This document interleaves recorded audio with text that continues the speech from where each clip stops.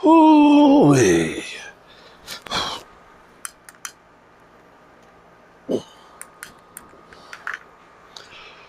What's up, good people? Mark Holmes here, and as always, I want to say thank you all for watching, commenting, subscribing, and being part of the Joe Boo Sports Report. Without you guys, as well as you ladies, you know that this literally does not work. I'm going to turn this down because I think I'm almost out of gas, and it's been raining. I don't have my shoes on. I know it's crazy. It's freaking January. I'm outside barefoot, but you know I roll like that. You know, I'm a little bit touched in the head. All right, so tomorrow, the Cowboys get back on the field. You know what's crazy? What's crazy is the fact that listening to all these talking heads that are so into this whole thing that the Dallas Cowboys have been a Super Bowl favorite all year. And I'm trying to understand where that came from. Because I remember Stephen A. Smith literally laughing in week one. The season is over. The season is over. The season is over. You remember that? So how is it now we are supposed to be winning the Super Bowl? Because they talk about all the talent that the Dallas Cowboys have. Are you kidding me? You know what's funny? You know what's funny is just so much of what you get is so much bullshit. They were sitting there talking about, the Cowboys, they're relying on a 33-year-old receiver, T.Y. Hilton. You know, remember when they used to talk about Diggs was nothing compared to like Jalen Ramsey? You know, he's not like a real cornerback. And they used to say basically all those interceptions he got, those don't mean anything. They don't mean anything. And then, of course, when Dak gets interceptions, oh my God, Dak is an interception machine. Even though Josh Allen has had more turnovers than anybody all season, if you count the fumble. But that's where, you know, they can take numbers and skew them any way they want. Yeah. So, we don't have any time now to enjoy that win. Like I said, tomorrow, the team gets back out on the field.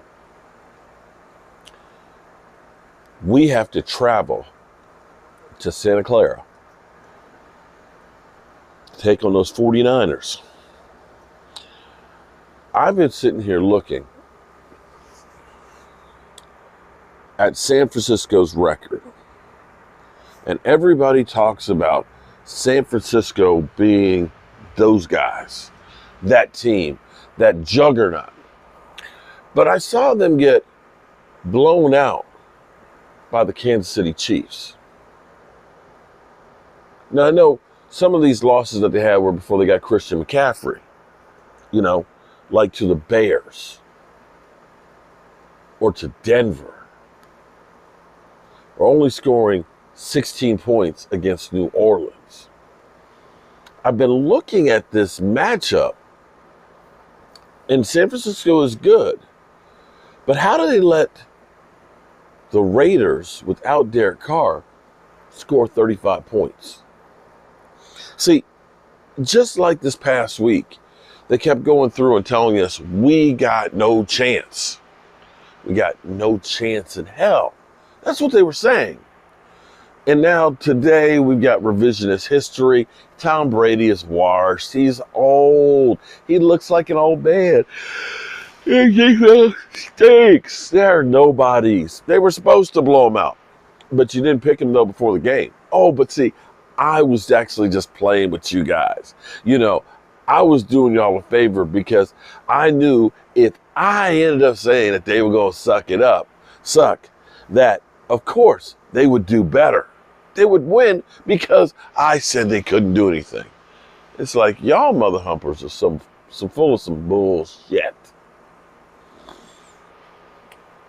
The highest rated quarterback this weekend, again, it was just against Tampa Bay,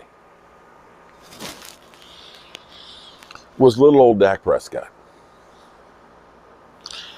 Dak Prescott, Mr. Dinkin' and Dunker. Have you noticed one thing about Dak Prescott? Everything that they always come at him as a disparaging remark, it seems like he always takes that away from him. Have you noticed that? Remember when it used to be dink and dunk Dak? Dink and dunk? He changed that narrative because he was launching the ball down the field. And so when he was then no longer dinking and dunking and getting, a lot of yards and number one offense, it was garbage time because, they take care of the weak teams, but they can't beat the good teams. They can't beat the playoff teams. Remember that? Remember that? But here it is this year, the Cowboys are 5-3 against playoff teams. Not counting the playoff, of course. That's regular season, 5-3. They have the most wins against playoff teams, tied for first, 5. Playing more playoff teams than anybody else. Yeah. So that narrative's gone. Then going to this weekend, it was like Dak Prescott's a turnover machine, even though he's still one of the lowest in turning the ball over in the history of the NFL. He took that away. Took that away last night, too. The whole interception thing. So it's kind of like, maybe we should find something else. You know what? I hope they start saying, well, he's never won a Super Bowl. Dak Prescott has never won. I hope they start doing that one, because the way Dak Prescott has changed the narrative on every negative thing that they've said. Every negative thing that they've said. He pretty much do it. Now, I tell you what I loved last night. And I'm still a little tired, and I got to get up early in the morning because I got to go down the country. And we got good news, too, because next week we will finally be getting power at the Red Brick House. I tell you what I loved is the fact that the Cowboys came together as a team. I did a couple of things. Yeah, we're just about out of gas because I can, when the propane gets low, you actually smell the gas in it. And that's where you start knowing. So it's going to start going down. So I need to speak faster. I was doing a lot of motivational movie clips and stuff. And I've done Any Given Sunday. And at the end of that, Al Pacino's speech, he said, we will heal as a team or we will die as individuals.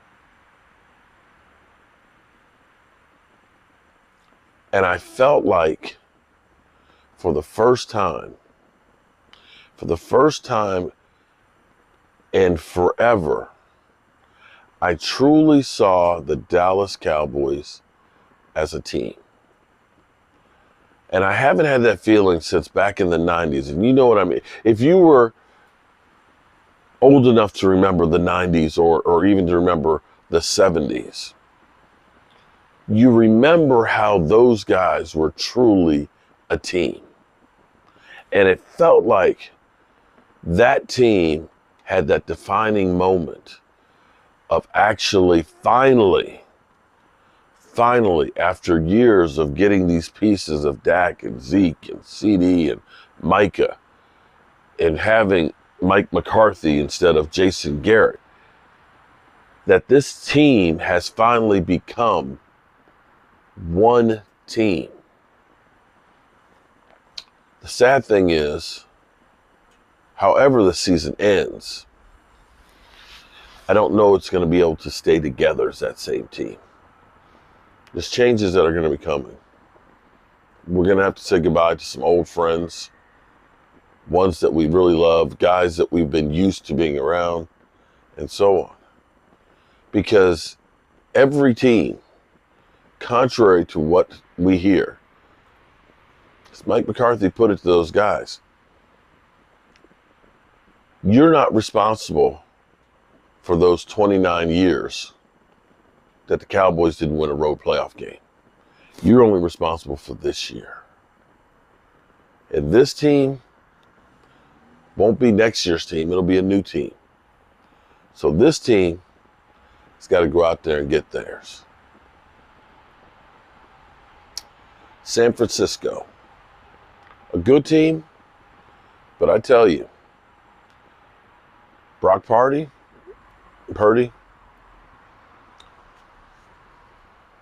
they won that game last week. They had some breaks in the second half that blew it wide open. But I tell you, if the Cowboys come after Brock Purdy, the way they did Tom Brady, that would be probably the third time that I've ever seen it, where it looked like Tom Brady wanted to be anywhere but where he was. And the other two times were the New York Giants were going against him. No, actually 3 times. The Giants twice. And the Eagles going after with that pressure. And last night. And I'm betting the Cowboys can muster up what they did last night on that pass rush. They can shut down the run. They're going to make that rookie look like a rookie. All right, good people. Fire's dying out here. Whew. I got to tell you, I haven't been in an amusement park in many, many, many years. But I got to tell you that this Dallas Cowboys team, with the ups and downs and the drops, the highs, the lows, has been one hell of a ride. You just don't know what to expect with this thing. Well, you know how I roll, good people. Tell the people you love them. You might not get the chance again. And I love you guys. And God willing, I'll see you tomorrow. Oh, my Lord, Lord, Lord, Lord. Oh, my Lord, Lord, Lord, Lord. Mm-hmm. Mm-hmm.